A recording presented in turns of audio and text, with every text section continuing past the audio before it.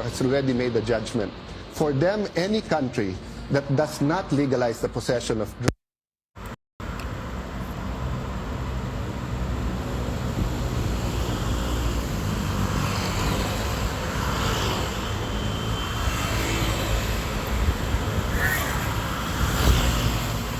Simple yes or no answer. Is he correct, in your view, that the Philippine police are 40% of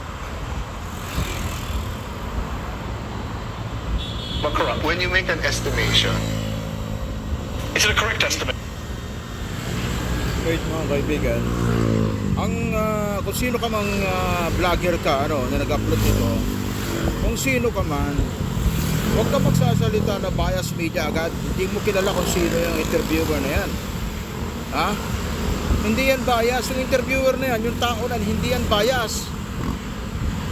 Mga kaibigan, mali kung sino man tong vlogger na to, ay pasensya na, pero kaibigan, may pagkatanga ka. Huwag mo aakusahang bias media yung interviewer na yan. Dahil yung interviewer na yan ay isang Muslim. Iyan ay matagal ng media. Kung ikaw ay sumusubaybay sa international news, yung taong yan ay laging gumabangga sa mga bias media. Yan ang journalist na yan, anti-bias media yan. Kaya huwag mong aakusahang bias media yan. Nagtatanong siya, investigative media searching yung ginagawa niya. So live interview kay Cayetano yung ginawa niya. Magpasalamat tayo, ang na-interview niya si Cayetano. 'Di ba? Kapag na-interview niya yung bias media o kaya yung bias na senator natin, malamang yun ang masusupalpal. Dapat nga ang na-interview niyan hindi si Cayetano yung mga loko-loko dapat ang na-interview niyan para makatikim sila ng supalpal dyan sa media na yan. Yung media na yan hindi yan katulad ng mga media natin. Mga media natin dito sa atin puro bayaran. Yan ang taong yan, hindi mo kayang bayaran yan. Ibang klaseng media yan. Hindi nyo kasi kilala yan kaya naghahatol agad kayo na siya ay bias media. Hindi yan bias media. Tandaan nyo, kung bago nyo sabihin bias media yung tao na yan, dapat sumusubaybay na kayo sa international news.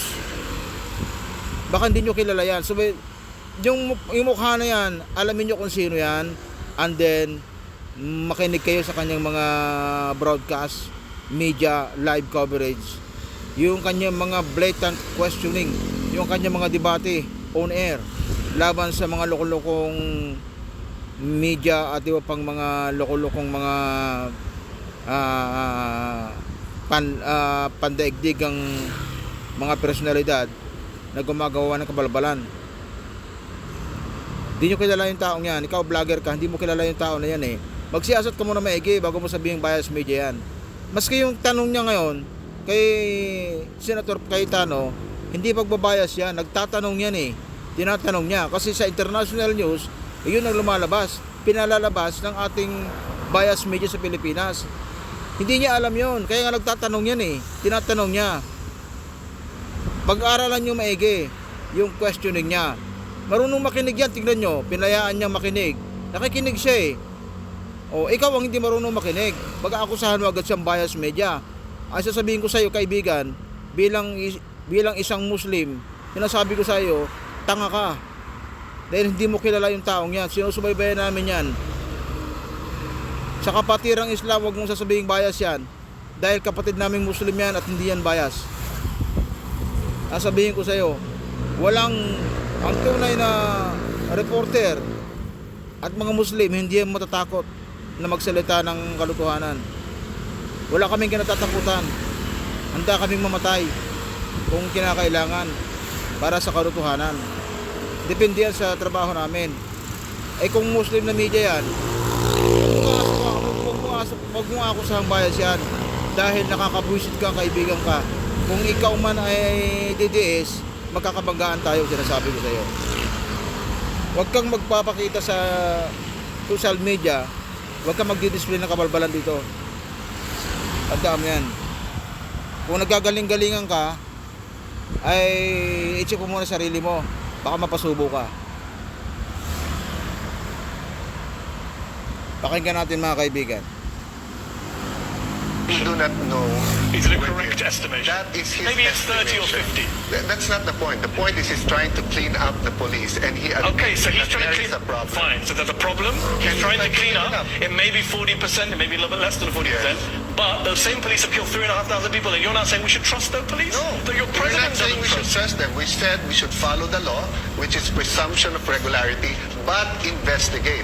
How many investigations have there been into the 3,500 killings? 3,500. Most independent observers have said there have not been investigations That's of all not of those true. killings. That's not true. Independent investigators have seen the progress. It is the ideological and the biased human rights groups. They said there are 3,000 cases. They pick out 28 cases. No scientific method of picking out 28. They only interviewed the families of the death of the alleged pushers. They did not interview anyone from the government. So it's not fair to you. And then they came up with their findings, generalizing the 3,000 from the 28 without interviewing the other side. And then what did their report say? That they believe that possession of drugs should be legalized. So you tell me, is that the kind of group Make a U-turn. to investigate or has already made a judgment? For them, any country that does not legalize the possession of drugs is not handling the drug case properly. We've invited them to investigate. Is the president correct Is that that 40% of the Philippine police, it's a simple yes or no answer, is he correct in your view that the Philippine police are 40% of the when you make an estimation? Is it 300 meters. At the roundabout, take the third exit. maybe it's 30 or 50? That's not the point. The point is he's trying to clean up the police, and he admits Okay, so he's that trying to there clean is a problem. Fine, so there's a problem. He's trying to clean up. It may be 40%, maybe a little bit less than 40%. But those same police have killed 3,500 people, and you're not saying we should trust those police? That your We're not president saying doesn't we should trust. trust them. We said we should follow the law, which is presumption of regularity, but investigate. How many investigations have there been into the 3,500 Base killings? sa mga 3,500. media na Most lang sa independent atin. observers have said there have not been investigations That's of all not of those true. killings. That's not true.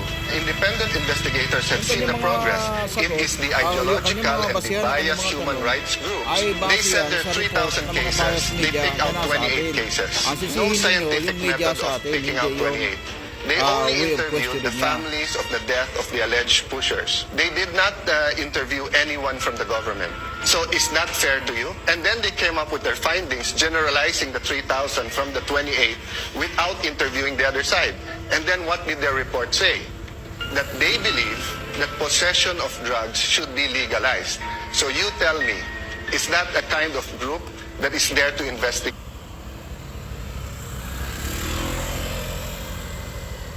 Babae pala to. O, Annalyn Vlogs. Babae pala to eh. O. O. O, ikaw Annalyn. O, to ha.